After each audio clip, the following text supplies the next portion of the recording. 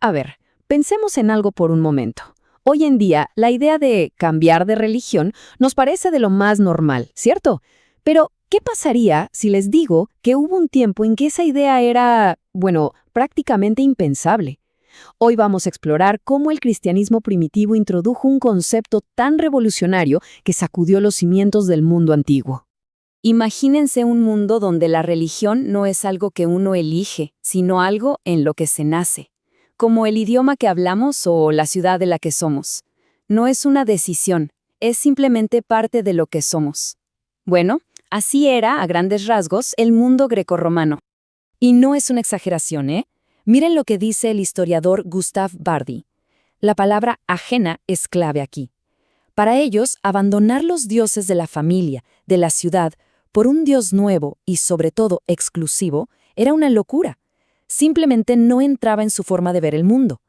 Entonces, ¿qué tenía el cristianismo que lo hacía tan diferente?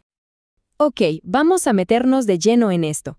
Para entender el porqué de este shock, primero tenemos que ver las diferencias abismales que había entre la religión de los griegos y romanos y lo que proponían los primeros cristianos. El choque es total. En el mundo grecorromano, la religión era hacer las cosas bien. Los rituales, los sacrificios, tu creencia personal era secundaria. La ética, o sea, cómo ser una buena persona, era cosa de filósofos, no de los dioses. Y claro, podías honrar a cuantos dioses quisieras. Y de repente llega el cristianismo y le da la vuelta a todo. La creencia es la base, la fe exige un cambio ético y lo más radical pide lealtad a un solo Dios. Básicamente, podemos resumir el desconcierto en 3 puntos. 1.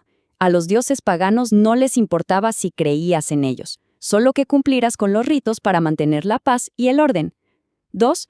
Los dioses no te pedían que fueras una mejor persona, para eso estaba la filosofía. Y 3. La idea de que un solo Dios te pidiera todo y que renegaras de los demás, eso era socialmente inaceptable y religiosamente rarísimo. Y miren, para que vean que esto es así, escuchen a Cicerón, una de las mentes más brillantes de Roma. Él dice que la piedad, la santidad, es saber hacer bien el ritual. No habla de fe, no habla de amor, no habla de moralidad. Se trata de hacer, no de ser o creer.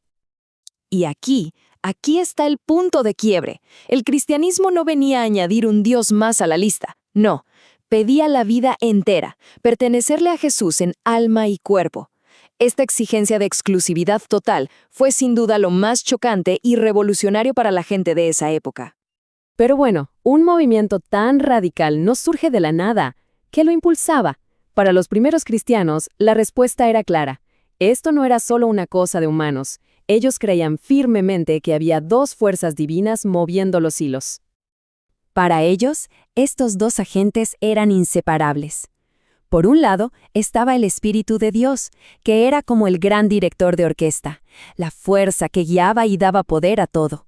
Y por otro, la palabra de Dios, que era el instrumento principal, el mensaje que el Espíritu usaba para actuar en los corazones de la gente.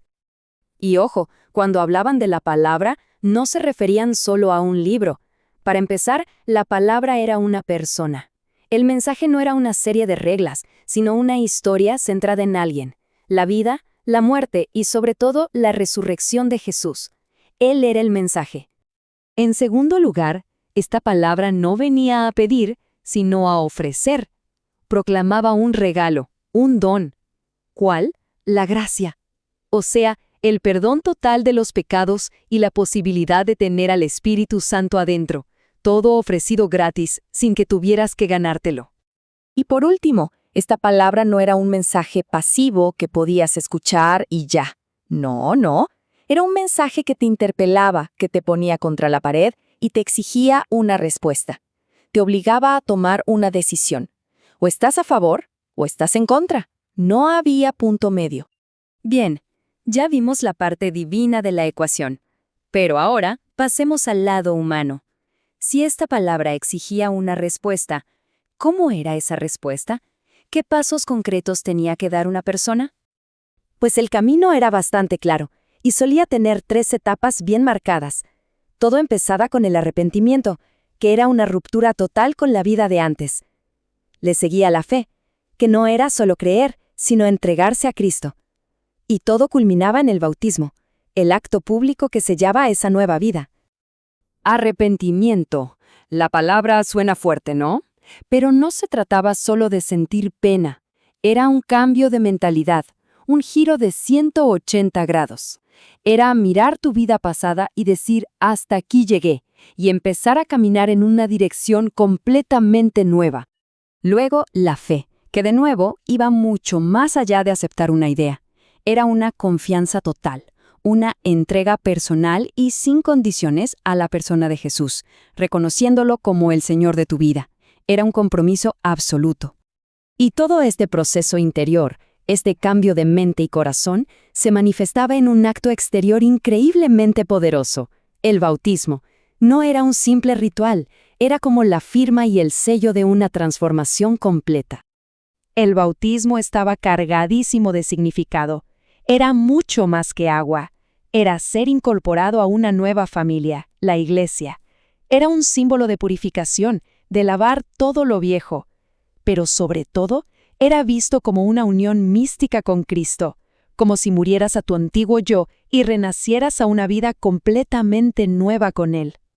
Bueno, ya hemos hablado de la teología, de los pasos, pero ¿cómo se sentía esto en la vida real? ¿Cómo lo vivía la gente de carne y hueso? Veamos un testimonio directo. Les presento a Cipriano de Cartago, un hombre del siglo III. Imagínense a alguien que lo tiene todo, rico, famoso, un intelectual respetado, un orador brillante, el paquete completo según los estándares romanos. Pero por dentro sentía un vacío, una oscuridad que nada podía llenar. Y estas son sus propias palabras, ¿eh? Describe su vida de antes como andar perdido en la oscuridad, como no conocerse a sí mismo, como ser un extraño a la verdad y a la luz. Es una descripción brutal de una persona completamente desorientada. Y ahora, escuchen el después. El contraste es increíble. Habla de su bautismo como una luz que por fin entra, de un espíritu que lo transforma en un nuevo hombre. Lo que antes le parecía imposible, de repente se hizo realidad. El caso de Cipriano lo deja clarísimo. La conversión en la iglesia primitiva no era cambiarse de club social, era una reconfiguración total de la persona. Afectaba tu mente, con una nueva forma de ver el mundo, tu conciencia, con nuevos valores, tu voluntad, con un nuevo propósito, y por supuesto, redefinía todo tu futuro. Y con esto llegamos al final, con una pregunta que creo que vale la pena hacerse. Al ver esta idea de conversión tan radical, tan total, que lo cambiaba todo en la vida de una persona, ¿qué nos dice eso sobre la fe en nuestro propio tiempo? ¿Sigue existiendo ese poder de transformación tan absoluto?